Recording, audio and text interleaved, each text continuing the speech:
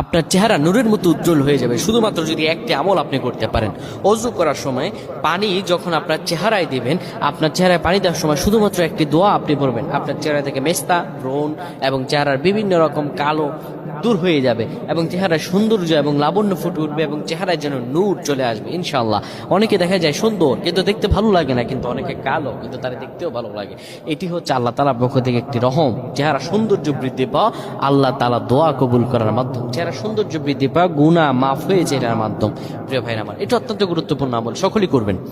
যখন আপনি অজু করবেন, অজু করার সময় পানিটা যখন চেহারায় দিবেন, ওই পানির মধ্যে 3 বার পরে ফু দিবেন।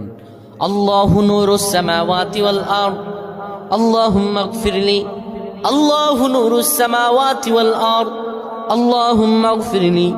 এই দোয়াটি 3 বার পরে সেই পানির মধ্যে ফু দিয়ে পানিটা চেহারার মধ্যে লাগাবেন। আমার আল্লাহ আপনার চেহারা